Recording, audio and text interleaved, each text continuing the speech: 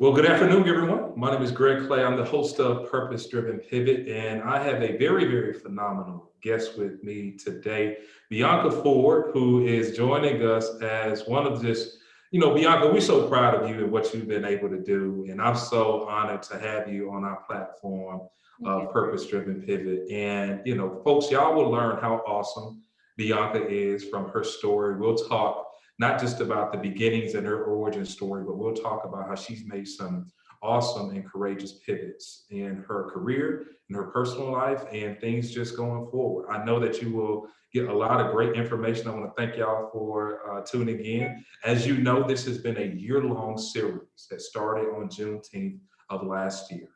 And Bianca, if you did not know, y'all, she is my last interview before we do the wrap-up session. And so, Bianca, how you feel about that? I feel great. I feel like that's a lot of pressure, but I think we could meet expectations here. No pressure, no pressure at all. Part of what it is that we have been able to do with so many different guests is just be very, relaxed, very comfortable. And so there's no pressure at all. No surprises. It's more about talking about, everything that you've got going on and really trying to inspire folks through this season. We started this not knowing a lot of things about our environment, not knowing what was going on with COVID. And so many people have had conversations with themselves and their networks about what their pivots look like. And in real time, getting and drawing inspiration from conversations like these. The series has just been remarkable because folks have been able to talk very candidly about those pivots in a way that people have been able to grow from. Right. Right. And so for starting it, right? That was a pivot for you. It totally was. And starting out in person and then going virtual and then a culminating activity on Juneteenth that folks will hear about. So we've got for those that are watching, our next wrap-up session to talk about all the amazing speakers and guests that we've had on this platform of Purpose Driven Pivot to make sure that we are capturing all the content and then going forward from there. And so stay tuned for what's happening. But right now, we have got attorney, activist, new author. And the book is amazing. I'm combing through it, but I have not finished it. Okay. I have not finished it. Let me just say that. I tried to, Bianca, but I just couldn't. We went on vacation. We had a whole lot of stuff going on. It's a good vacation read, just letting you know. I know. I certainly know. Yeah, so if you haven't picked it up, right, we'll be able to let you know where to find that and all that good stuff, right? So we want to make sure that we're supporting Bianca and her endeavors as you learn more today about her story. And so, Bianca, let's start from the top. We've known each other for a few years. In full transparency, Bianca is an awesome friend of my awesome wife, Shani. And out of this network of people that we have and know just across the country, this global network that we really have, Bianca was one of those folks that, not just in her release of her new book as an author, but she's just had this amazing story of courage. And I said, man, we've got to get her on this platform. And so, Bianca, let's start from, wherever you may like. From, your beginnings as an attorney or, coming up. And, we can start from wherever you prefer. Sure. First, can I say, can you introduce me every single time I speak to anyone? Because this has been... Hey, listen, as long as it's virtual, and I got a per diem if you need to fly me out. Nah, I'm just messing with you. It's all good. A lot of people ask why I became a lawyer in the first place. And I love that question because it gives me an opportunity to reflect on my grandmother who passed away when I was 14. And she was the first person to kind of put that bug in my ear based on personality characteristics that she didn't always like, a little bit of a lot of talking back, as they would say in my household. But, it was, you should be an attorney. You have an answer for everything, that sort of thing. At 6 years old, she said that to me. And when I think about it now, I see it as such a blessing and a privilege to have had someone when I was so young say something that required me to think about my future, to think beyond high school, to think about beyond college and pursuing a professional degree. So I really, it fills me with all sorts of positive memories about my grandmother.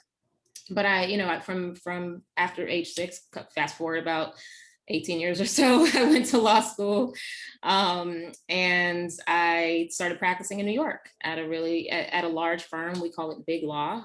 I worked on large commercial cases, high stakes cases, litigation, government probes, things where large clients, corporations are paying partners, paying the firm, but really want the partners to do all the really heavy lifting because that's what they feel as though they're paying for.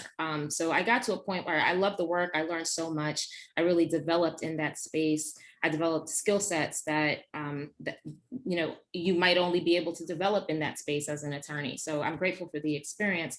But at some point, I just wanted I felt as though I had this gift for advocacy that was being underutilized because I'd be writing opening statements, but the partner would get to deliver them. And I'd be sitting in courtrooms, listening to my words thinking, no, that's not where the emphasis goes. Like I could do this better. Listen, I felt the same way with like elected officials as an early speech writer, and once you get it, I mean, it wasn't perfect all the time, but at the best moments, you're like, yo, those are my words. Right. You feel good about it, right? But you're like, yo, man, there's something about it. So, yeah, exactly. Some people like that. Some people like to write for other people. I realized I like to write for myself. So, the combination of that, wanting more autonomy and just wanting to be in a space where I felt as though I could have impact and do this thing called justice. I would meet a lot of former federal prosecutors who would speak about the fact that their time as a federal prosecutor, that was some of the most rewarding years of their career. And I wanted to feel that. I wanted to know what that felt like. And in 2015, I became one. I joined the U.S. Attorney's Office for the District of Columbia, and I did that for a little over 5 years. And now I am in the compliance space as an executive, sort of leading global investigations for a corporation. Okay. So you went back. So the compliance space, would that be considered big law still? No. Okay. Separate. I don't know anything about. I don't know. Yeah, in-house. For the attorney on they colloquially we call that being in-house. Okay. Cool. So let's talk about your experience in New York City. You're going to well, first off, where'd you go to law school? Boston College. Boston College. Okay, so at the Boston College, you make the big city move to the city of New York as a young attorney. And also as a woman of color, how was that experience for you in navigating through that career? And did that have any, I'd say, impression upon you transitioning to becoming a federal prosecutor at all? For sure. I grew up in Long Island. So going back to New York City to practice was sort of a foregone conclusion. Like I did consider other places, but it was heavy on me to go back. That's where my family was. And I just really wanted to practice in New York. So this sort of feeling, to answer the first part of your question, we are summer associates typically before we join a large law firm. And it was a complete, maybe culture shock might be strong, but it was a very different space from anything that I'd ever been involved in, right? You have your 3-course lunches, your weekend golf outings, your Hamptons get-togethers, high value events multiple times a week because that's how they recruit you. And it was just like this space that was so different. And it triggered in me this level of self-consciousness to some degree, that imposter syndrome that you hear people speak of. I felt it pretty early on. And when I think about my first pivot, I think my first pivot was really owning my confidence, like recognizing that confidence and authenticity was what was going to get me to where I needed to go. And that, what I brought to the table was not in any way diminished by the fact that I hadn't spent a summer in the Hamptons. Nice. So, that was definitely a pivotal moment in my career in big law, for sure. And something that has benefited me all the way forward. Mm-hmm. But when you think about that origin story around this natural advocacy, this need for advocacy, and then transitioning from big law, I can imagine, when you spoke about the experience with different cases, the ability to, influence certain outcomes, the technical acumen and growing in that space as an attorney in a city like New York, and then going to DC to be a federal prosecutor. I mean, all of those are top-notch experiences, right? In my mind, right? Because you're in big markets. I mean, ain't no market bigger than New York. If you're talking about, being a federal prosecutor in Washington, D.C., it's showtime, right? You're ready to go. and so when we think about that, again, going back to this need for justice, this position of saying, hey, I want to be an advocate for folks in this space, how emotional, or how not emotional, Bianca, but when you're living in purpose, right, and pivoting into that purpose, Yeah, what did absolutely. that mean to you? Absolutely. When I first started telling people I wanted to leave big law to go into government, to be a federal prosecutor, the instant reaction was, whoa, can you handle that pay cut? Like that's a whole different lifestyle. Yeah. And it took me, honestly, a couple years to just get used it took me to get the courage to say, look, whatever this looks like and feels like, I can do it, because what I'm doing right now is not fulfilling. I'm not getting any satisfaction out of it. I've learned a lot. I think I've gotten as far in the space as I want to go. Sure. When my origin concept of what lawyering was trial work. And I thought to myself, I got into a point where I thought, if I don't love trial work, then I'm just going to leave the law, because, if that doesn't do it for me, then this lawyer thing is not for me. And, I have to say, I said earlier that, I wanted to do justice. And for those who have read the book, for those who will, you'll see that my understanding of what that meant evolved along the way, after spending some time as a federal prosecutor. But that I felt as though I was for sure moving into my purpose. And that's what allowed me to quiet the noise, the distractions, the criticisms of why I would make that move when I was so potentially so close to partnership, et cetera. But it definitely was a move into my calling, I think. Yeah. For the expectations that you had of the office, and how that evolved, right, from your experience and saying, okay, I've done my time here. I've served my country, yeah, because it is public service. It For me, absolutely is.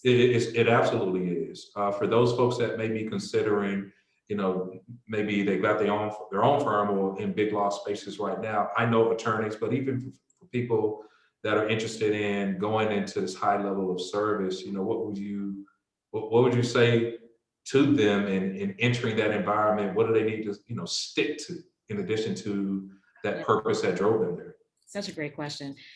If you want to be a public servant, recognize that you are going, it sounds really simple, but you are going into public service. I write about this because when I was in the firm, what you would hear is a lot of senior lawyers and partners encourage junior litigators and mid-level litigators to go be a prosecutor, because you will gain that coveted trial experience and it'll make you more competitive when it comes to partnership. Really? I didn't know that was something. That's something that's kind of taboo about I didn't know that. That's something that's said because, in big law world, there aren't a lot of people with trial experience. So think about, like, if you come into that space and you have that, you're automatically more appealing for a partnership position, at least in litigation. Makes so sense. That's something that we often heard. And after 5+ years as a prosecutor, I think that's horrible advice, because what you're doing is you're sending people into a space that is supposed to be public service, and you're sending them only with a thought of, what can I gain from this? How can I advance my own personal ambition? And that is the antithesis of what somebody should be thinking about if they're entering into a space like prosecution.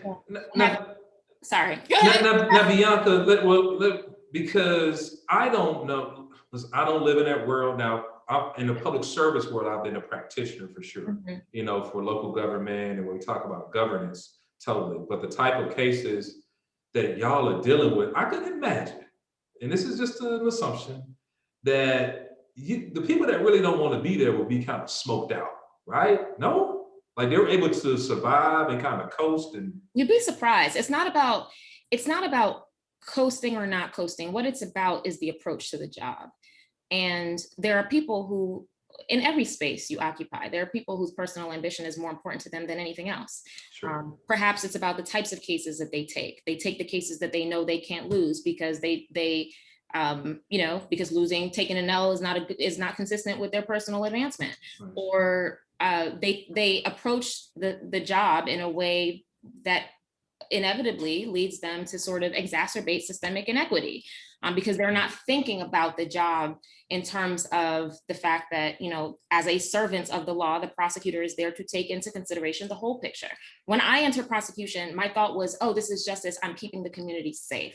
But when you really think about what the job is to entail, you have an obligation as a prosecutor to not just the victim, but also the accused and any witness, right, who might be a part of your case. Sure. If there's a safety concern with respect to the witness, the office has an obligation to do something to ameliorate that safety concern. So when you enter the space of prosecution, just thinking about it from a personal advancement perspective, you lose sight of these things that are really important to making sure that the power of the prosecutor, which is vast, is used for good and not to do harm. Yeah, and yeah, well, I appreciate you kind of breaking that down because it's a world that a lot of folks aren't necessarily familiar with. I can think about folks that might be familiar with TV roles, and we know that TV roles are those.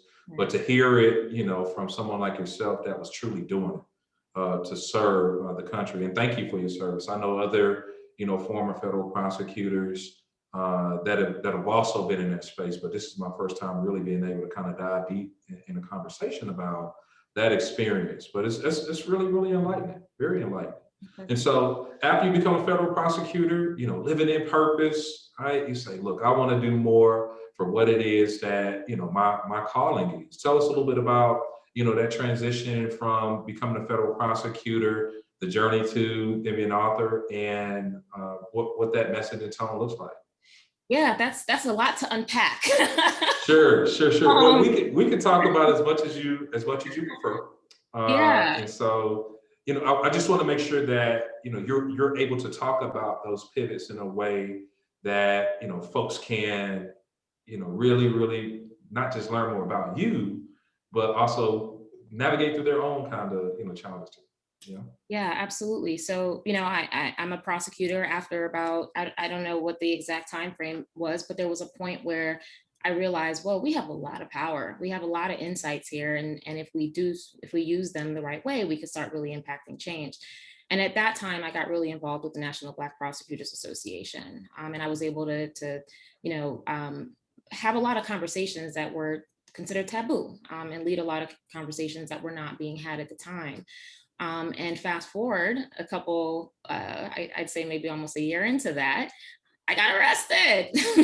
And that in and of itself brought about a pivot. I was with my now fiance in New York, and honestly, our story is not special, right? People get racially profiled and picked up and arrested every single day. The difference was I was a federal prosecutor at the time, so for whatever reason, it became news. I ended up spending a night in jail, and the trauma of it, I think, was a pivot for me because as a prosecutor, you don't visit jails. I visited a jail probably one time prior to that when I was representing an inmate in a pro bono case when I was at Big Law. And it's very different visiting a jail than it is sitting behind the bars of one. Sure. And that experience, it did something to me. It changed my service. It changed the way that I viewed a lot of different things. I was working to address systemic inequities at the time, but it added fuel to that fire. And it really started the birth of my book because, I left jail angry, emotional, traumatized, afraid, all sorts of things. I was feeling all the things, all the emotions, and I'm sitting in our car on the way to DC. It was a rental, right? I think it was part of the reason why we were low hanging fruit. It was this black tinted out Camaro that drew attention to us, I think, in the first place. But in any event, in the car, pull out my laptop, start writing. And the only reason I started writing was because I'm like, okay, I have to just document everything. I have to remember everything the way that it happened. I'm gonna have to talk to my lawyer at some point, and at some point I just kept writing, and it became something else. It became much more than a journal entry. It became much more than my recollections to convey to counsel. It became something bigger. As I started to talk about my story, I started to draw on my experiences as a prosecutor. I started to talk about what I was seeing in the jail cell. And eventually I realized it was something else. And I just went with it. And I found myself, I'm not a morning person. Okay. My job now requires me to be, because I work with teams all over the world. So you'll find me up at 5 a.m. getting ready for 6 a.m. meetings, but that is not my nature. Okay. Yeah. But at the time I would find myself waking up at 4 a.m., just bright eyed, like wanting to go back to sleep, but my mind was just wide awake. And I would just get up, come downstairs to this table that I'm at right now and just write. So all through COVID, and I don't say this out loud, and now I have to say it, but and I mean this as respectfully as possible. COVID has been a horrible time for a lot of people. People lost loved ones, people lost jobs. It's been horrible. But being at home in the safety of my own cocoon with my partner, with my family, gave me time to heal, or at least start the healing process. And what I came out of it with was this book, Yeah. amongst other things. And I will say that a little over a year now, the day that we heard the news about George Floyd and his murder by Derek Chauvin, it put this, when I say, I use the term fuel the fire earlier, that fueled the fire as well. It really put pressure on me, like, you have something you need to release to the world. And that's when, the pace picked up, and, I realized it was something that I really had to do. Awesome, awesome. Let me say this, Bianca, you got to give yourself some grace in how you felt about, or how you talked about, this season of COVID.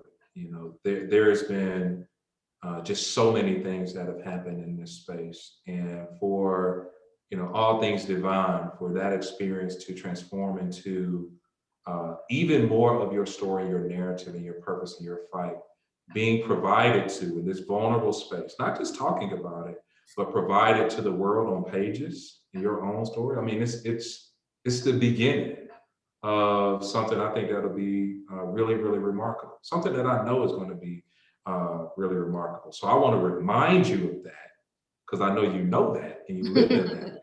But just giving yourself some grace in that, because this was also, these types of conversations were birthed out of, recognizing just seasons around what was happening during COVID and other things. Yeah, So, absolutely.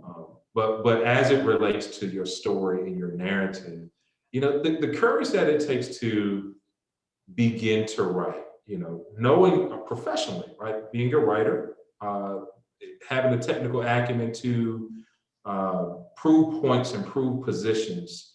Once you started to write, what were some of the more intimidating moments that pulled you back from making it happen? Like, were there points where you said, yo, I might be doing too much with this. Let me or was it just like driving force, I gotta get this done? No, there were moments of fear and trepidation, and moments where days would pass and I wouldn't pick up my computer. Sure. And a lot of that was because I knew once I did this, my life would change. I was Mm, still a federal prosecutor, loved the job. I mean, I was at that point, prosecuting civil rights cases and public corruption cases, and that was what I went to do. That was the work that I couldn't wait to do. So I knew that my life would change, but I also knew that I didn't want to be filtered in any way. And there was a lot of fear in that.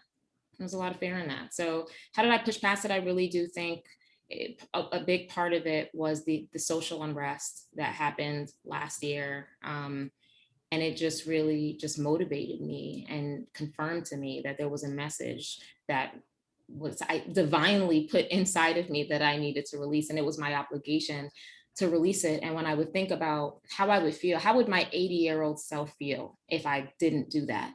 I think I would feel disappointed in myself. I would feel like a coward. And I didn't want to feel that way. So I made the decision that I was just going to do it. And because I knew I was doing it for pure and positive reasons, to have positive impact and to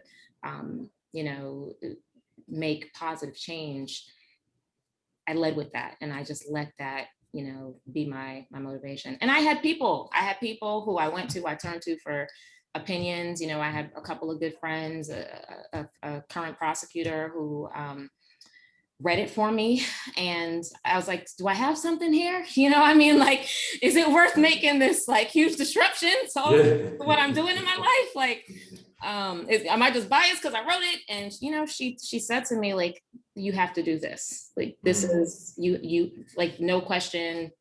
This you were put on this earth to release this, so do it. The power of support too. Absolutely. The power of support. That's awesome, Bianca. This change that you want to see, and this season that we aren't out of the season around what criminal justice reform looks like. You have been an advocate in so many different ways, not just during your time as technically as a federal prosecutor, but just this lens that you've looked at, criminal justice reform over the number of different experiences that you've had. The future around criminal justice reform and how those conversations go forward. What are some of your thoughts and the best mediums for those types of conversations? I know as an attorney, you probably are talking about it, if not every day, but every other day. You mentioned, professional associations that you're aligned with, that, whether it be through, conferences or committees that have these conversations as well. What are some of those things that, people like myself need to continue to be tuned into in order to continue to hear from experts like Yeah, I think everybody has a lane in this movement, whether it's criminal justice or not. you? The pandemic, the last year, really revealed how pervasive the inequities are across American institutions and just the country, whether it's healthcare, whether it's executive pay, whether it's worker compensation, whether it's criminal justice. And I think that as a starting point, everyone has a lane, has a role to play in achieving equity. If you haven't figured out what it is, I propose everyone do an internal treasure hunt, because I really do feel like there's a part of us that can contribute to this movement, regardless of what space we occupy. On the criminal justice front, it's all over. I mean, it's in papers, it's in our representatives conversations, it's on the news, it's professional associations, as you mentioned. I think the movement needs everyone. It needs helpers, it needs advocates, and it needs people who just want to, who are radical and want to burn things down. We all got to work together and figure out how, what to do. And no one is less important than the other. No one's more important than the other. It is a group effort. So when, I think that's something that we really have to think about. There's so many, from the prosecutorial perspective, and the layperson, I think that we need to recognize how important training is. I think it's a mindset change. So for instance, if we want to go on a diet, or if we want to lose weight in a meaningful way, we have to change the way we think about food. I think that in this system, it's a mindset change, particularly for prosecutors. We have to think about the way we think about the system. We have to change the way we think about the system. We have to change the way we think about ourselves. And I say ourselves, I'm no longer a prosecutor, obviously, but I'm still very aligned with the movement about how prosecutors can impact change. But we have to change the way we think about the system, change the way we think about ourselves, and change the way we think about the accused. And that third part of it is where everyone can have a role. Because you see it even in job forms. Have you been arrested? Who cares if someone's been arrested? The question is, maybe you want to know if they've been convicted. Maybe you want to know that. And there are states and jurisdictions that are banning that. Sure. But if we really are presumed innocent until proven guilty, then why are we even asking people if they've ever been arrested? Sure. We stigmatize these police encounters, but when you think about how much bias impacts these police encounters, that therefore places Black and brown and poor people at a disadvantage in terms of increased criminal contacts, you're naturally stigmatizing a whole group of people who are more inclined to have these criminal contacts because of the way our system works and the way we target certain communities and certain types of people. So we all really just have to think about bias in a different way. I think that's the real answer to the question. What can we all do? Think about bias in a different way. We all have inherent biases. It is neurologically proven. There's nothing that we can't deny it. But there are things that we can do about them. We can recognize them and we can acknowledge them. And when you have these biases and you try to deny them, and then you move into spaces where you have discretion, it's the scariest thing in the world, because there is no way to stop that bias from impacting how your discretion is exercised, unless you acknowledge that it exists and actually take action to hack it and interrupt the way that it manifests. That's really, really good. That's really, really good stuff. Bianca, I want to talk about what you referenced, the internal treasure hunt. And so that's why, but before we get to that internal treasure hunt, as someone that's very, very involved civically, there's a certain cadence of certain types of conversations. It might be related to education, what K through 12 and collegiate. It might be related to affordable housing, equity, issues. And equity transcends everything, right? As someone that's an attorney, and again, being in this space on a regular kind of basis, we talk about, and I want to, for lack of a better term than being very broad, criminal justice reform.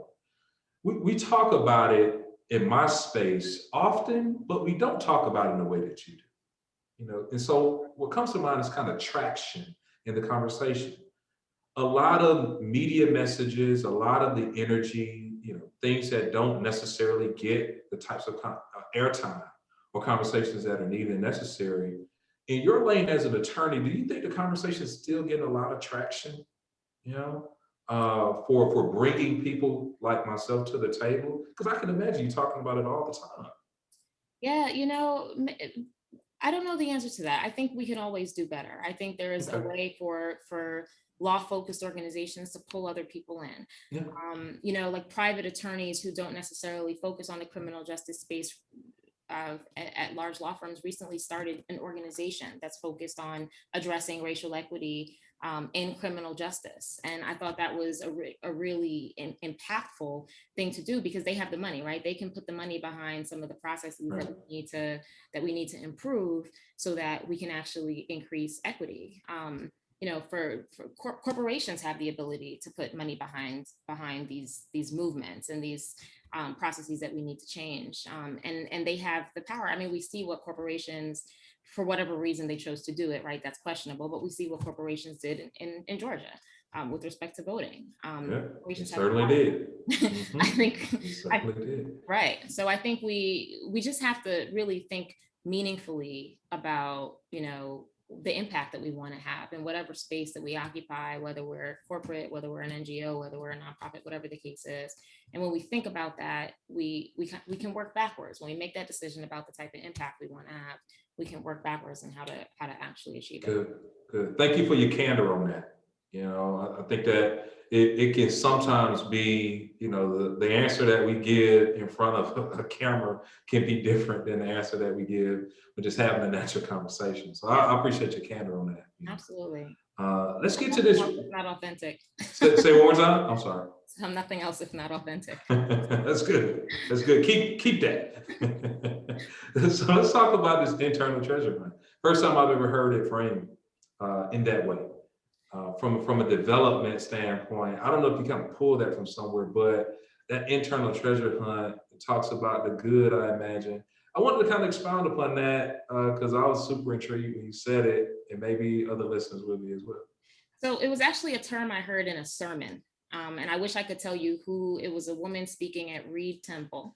And she used the term treasure hunt. It was sort of a different context, but it made me think about this treasure hunt that we need to do to figure out, who it is we want to be. And that'll be the theme of my conversation. So like you asked me earlier, was my pivot into prosecution a purpose-driven pivot? And I said, yes. And I got there because of this internal treasure hunt. I hadn't heard the phrase yet, but that's essentially what it was.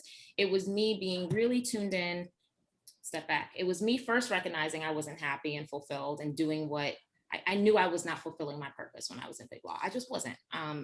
Didn't matter how many pro bono cases I had. I was not doing what I was called to do. And it took me acknowledging that and recognizing that life is too short to waste it. And then really being intentional about what inspired me, what excited me, how could I align passion and my day-to-day job? Like, how could I make them as close to one and the same as possible? And I recognize I was I still love Law and Order. I can tell you all the ways in which it's not real now, but at the time it was one of the things that I loved. That certain newspaper articles that I was reading always tended to focus on trial work and criminal justice and safety, community safety. And I found myself drawn to those things. And when you really pay attention on a day-to-day, really purposeful, present basis to the things that excite you, it helps, and keep track of them. I mean, journal about them, think about all the different, positions and spaces you can occupy that could actually let you use those talents. Because one of the things I write about is, through that process, I learned that, a life that doesn't give you the opportunity to exercise your God-given gifts and talents and passions is no life at all. It's completely wasteful. Real. So that treasure hunt is just That's real. figuring out just just being really intentional about figuring out those things that drive you. Because if someone, I really do believe, if you don't know what your passion is yet, and this is not to like criticize, it shouldn't make someone stressed out, it should actually inspire you, because it just means there's more. It means you could be happier. It means you could be more fulfilled. So if you haven't figured out that thing that just drives you, right? That thing that it doesn't matter how tired you are, you just want to do it. Or, you know, you read one thing about it and you're instantly just up and ready to go. Whatever that thing is, find it, because that it completely changes your life. Nice. I want to connect some dots, you know, from that internal treasure hunt. I mean, from what you described, and for those that are watching and listening, when Bianca was talking about, you know, writing, she mentioned that she had this support, you know, system that was also not just, I imagine, keep you accountable, but saying, hey, you've really got some good stuff here. You know, let's be reminded as we think through what our treasures are, like making sure that we talk to our support system about those things, because it parallels even with some of the things that, you know, I consider my gifts or my talents, and things that, you know, friends, family members keep me accountable to that I'm not doing. You know, my God-given talent. I've said this before. I'm an artist. You know, and I can't tell. Right, I can't tell you the last time I painted something. And people say, "Hey, Greg, you got to get back to this." You know, I'm not saying I'm finessing and saying, "Yeah, I'm creative in other ways." But at the end of the day, that accountability is important. And so I wanted to add that to, you know, this outcome, this your first book, because it is your first book, it's not your last book. In the context of how that network and how that framework, after you find that treasure, can continue to be manifested in certain ways. And so let's talk about the book a little bit. Then I want to get into kind of personal stuff about what keeps you going, you know, outside of work, you know, all those cool things that you do, because it's about balance. And I want to make sure we talk about that. What is it that you want people to, in addition to understanding more about your approach and your story, if you had to say, this is why, you know, my first book, Prosecutor, is so important, you know, and you should check it out, and tell people where they can find it as well. Yeah, so they can find out more about it on my site, biancaforde.com, which will take them to Amazon. You could just go straight to Amazon and type in Prosecutor or my name, and it just pops up. Hello. But, you know, it's so important because, you know, we talked a little bit about what lay people can do. We talked a lot about what prosecutors can do. But and maybe I'll answer your second question now too, but what drives me is whatever I can do to get this in the hands of the people who have the ability right now, who are in the positions to make it count. Like me writing this and publishing it is great, but if it's not read by the people who are actually practicing and have the power to change the way they negotiate plea offers, so that it's a plea bargaining process and not plea extortion, where the prosecutor says take this or go to trial, and doesn't think about what I call in the book the gray, those circumstances that we ought to be taught, and prosecutors ought to be taught to think about, and to those the things that ought to frame the way that their discretion is exercised. You know, I want people to learn those things. I want them to internalize those things early and often, because it is such an important role. You know, you hear people say, if you want to serve the Black and brown community, go be a defense attorney. And I have all the respect in the world for defense attorneys, but you have to recognize that if we believe, and we do, you know, there's no question that prosecutors are the most powerful actors in the criminal justice system. Prosecutors decide who to charge, what to charge, when to charge, how to charge, you know. If a police officer makes an arrest, and I write about this, right? Because at some point I'm sitting in my cell, I'm like, okay, I'm here, but I might not be charged because it's up to the prosecutor. Let's see what happens. You know, maybe I'll get out and all will be okay. We know how the story ended, but you know, prosecutors have all the power, and we really need to, for one, steer justice-minded lawyers into that space, train people who are not, you know, in a space where they just automatically understand inequity, train them to understand inequity and to see it and to recognize the evolution of our system, and that the way that those inequities exist, like they've been there for a really, really long time, hundreds of years. They're not by accident, and they're still playing out, maybe maybe in a different way, but with the same impact that they always have. So, you know, those are things that can't be lost on us. And that's why I wrote this book. That's what I want people to take away from it. If you don't know a prosecutor, if you're not a prosecutor and you know one, like get them to read it, because it really isn't about publishing a book. For me, it really was about having an impact. Yeah. That's beautiful. That's beautiful. And we all could do in our professional lives, personal lives, just civic lives, the way that we have relationships in our community, get to know more about the role of prosecutors, what's happening in our counties, what's happening in our, judicial circuits around, how, from sentencing to, just everything that is grossly inequitable when it comes to Black and brown people in the Yeah. criminal justice system. Yeah. I mean, that local vote, a lot of the issues that really impact Black and brown people are the street crime issues, right? And the way that our communities are targeted, the way that, I'm going to use a DC reference because that's where I am, but you don't see police just on corners in Georgetown the way that you see them over, across the river in Anacostia and Congress Heights. And that is intentional. And all that does is lead to increased criminal contacts and higher, when someone's arrested, one of the things that prosecutors' offices do is they look at their history. And if you have someone who lives in an area that's over policed, they're naturally going to have more criminal contacts than one who does not. And then that history is then used as a basis of whether or not they are going to be charged. So it has this compounding impact, and the community needs to recognize that and recognize all the power that they have when it comes to who they elect as their local prosecutor, their police commissioner, whatever the case is, however the infrastructure is in your jurisdiction. But that is where the lay power lies, and we really need to execute it. And from that, I say those systems of governance, when we think about, in most municipal spaces, whether it be a sheriff's office or a police department, you've got your, district attorneys, you've got this ecosystem. Yeah. So many folks at the face and at the front of what we might call public safety and policing and justice, right? That the confidence to navigate through those layers, whether you've been directly impacted or a family member, or you're just passionate about the space, for the folks that are watching and listening, just, you can't have the answers if you don't do your homework, right? And so we can know even more about the processes and procedures versus the people.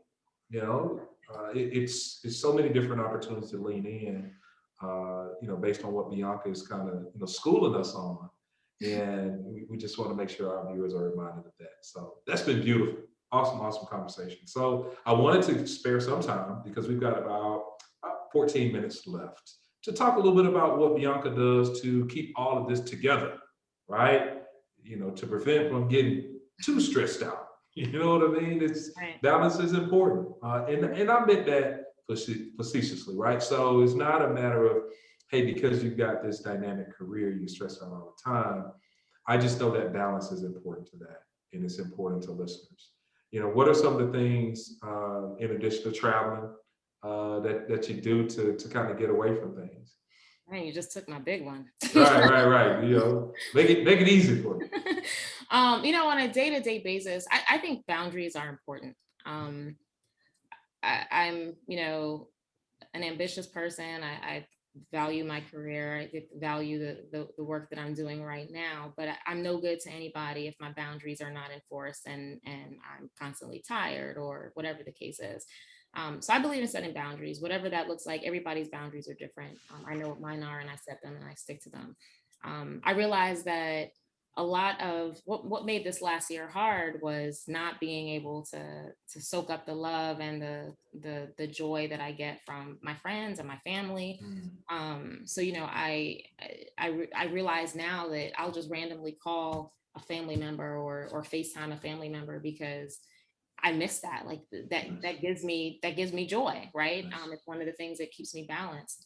My fiance has been here throughout COVID. Like we were in our own little bubble, but part of the family, friends that is part of my support system, and then the gym. Like running. I think we can't sacrifice our health, regardless of what it is that we're doing. I think that that's really important. If I end up going a couple of days without a run or without going to the gym, I feel it. I feel it in my energy level. I see it, but I feel it, you know? So I think that's really important. Whatever your things are, some people meditate. I admit I'm not great at that. I want to be better. It's always been a thing that I wanted to do more of. And, you know, I go through periods where I'm really good at it and periods where I'm not. Shani really is in a meditation line, Yeah. if you recall. I think it's really important.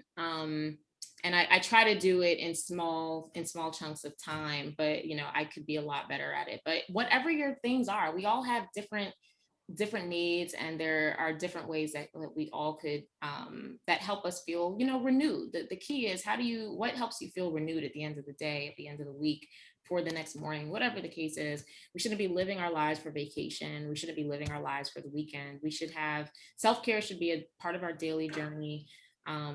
And we just have to figure out what those things are for us. Whatever budget you're on, you know, figure it out. That's real. That's real. Things got a lot more simple for me in the context. I was already pretty simple. Like, give me good friends and some laughter, and I'm good, right? But things got even more simple for me in, you know, kind of finding that happy space in that moment. I think what you just mentioned is awesome. You know, not necessarily living for vacation, and then you say, hey, you know, I'm going to sacrifice not having a good time with that balance for this one particular moment. Yeah. Because you can't be your best self when you are just not on point, Yeah. and rested and all those other things. And so for all the leaders out there, all the strong folks that need other strong folks to support them, you know, I've become better at reminding some of those stronger people around me. Like, you know, I was chopping up with some of the guys the other day, and I said, you know, what y'all blood pressure looking like? You know what I mean? Like, what's it looking like? You know, Yeah. and that's something that as a brother, you know, talking to other brothers, I would have asked that, Bianca, like a year and a half ago. And I think it requires that kind of pivot into how we talk to each other and love on each other. To say, yeah, we can, you know, all this other stuff is great. We can, from a transactional standpoint, making money, you know, growing your network, relationships, all those things. But you know, health is good too. Yeah. I'm trying to get me some more weight off, man. I'm trying to get back to running. Yeah. Well, are you vaccinated? I am. Oh yeah, totally. Okay. All right. Well, we're feeling a little safer now. Yeah, Phil will say shout out to the vaccinated crew, because I found out that everybody isn't vaccinated. If you haven't got vaccinated, you know, DM me, send me some information, or DM Bianca about why it's important to get vaccinated. And you made me remember something. One simple pleasure I realize I love, and I realized this later in life, I like to soak in bathtubs. Like, a good soaking tub with a candle and a book.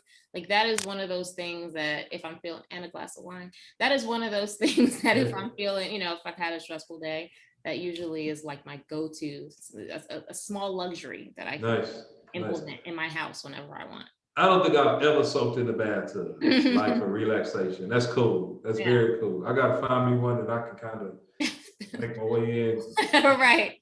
Save some of these pounds, man. I'm gonna make it happen. You know what I mean? So, but good deal. Thank you for being transparent in that regard, because, you know, as I mentioned before, and all the great things that we talked about in this conversation and many other ones, it's good for folks to know kind of practically what may or may not work for them, and trying to find those treasures. You know, some folk, I remember, you know, if hiking ain't your thing, then you ain't gotta go hiking in the woods. Right. You know, you could enjoy doing some other things. Exactly. So that's part of the treasure hunt, right?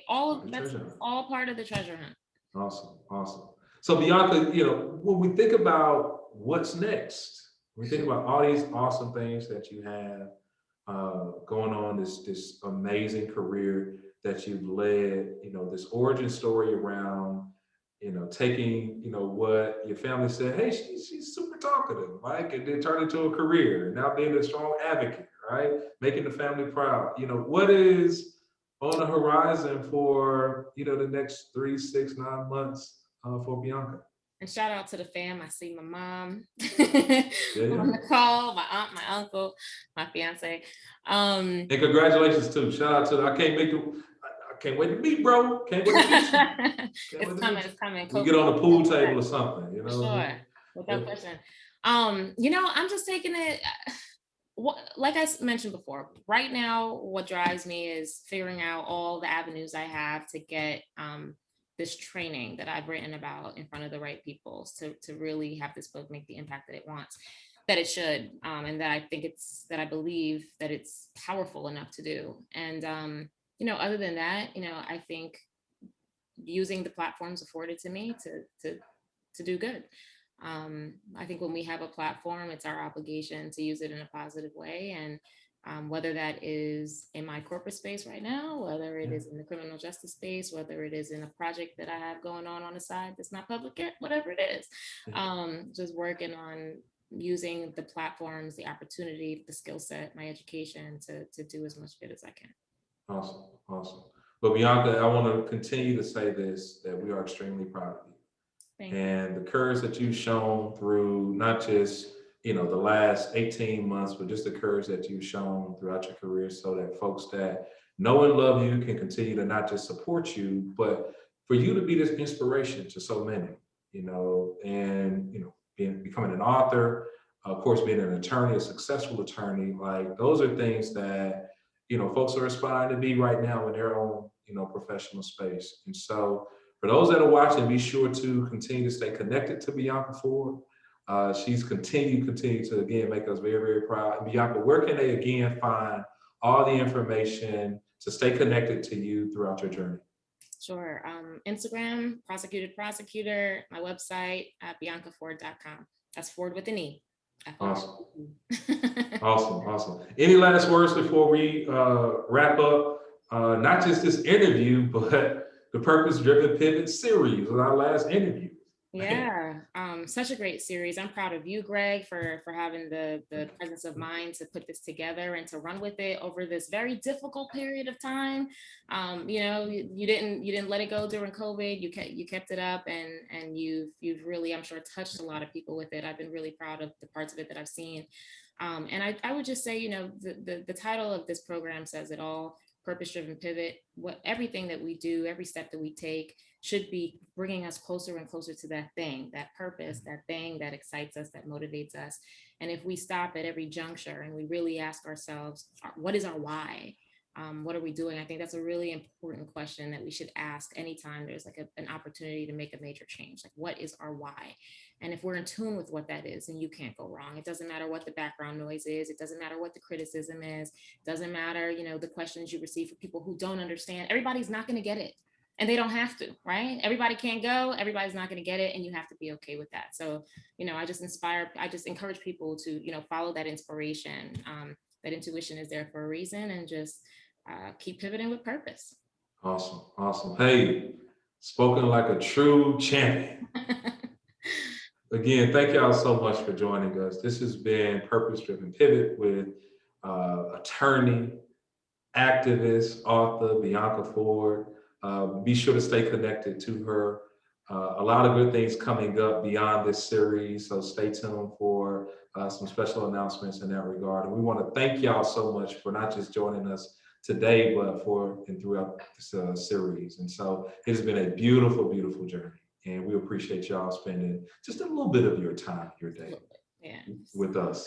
On this beautiful day. I don't know what the weather is in Atlanta, but it's cool. It's overcast. I was out there golfing, stinking it up earlier. We don't have to talk about golf. Well, thank you for having me, Greg. It's been a wonderful conversation. Indeed. Have a great rest of the day, and we'll see y'all soon.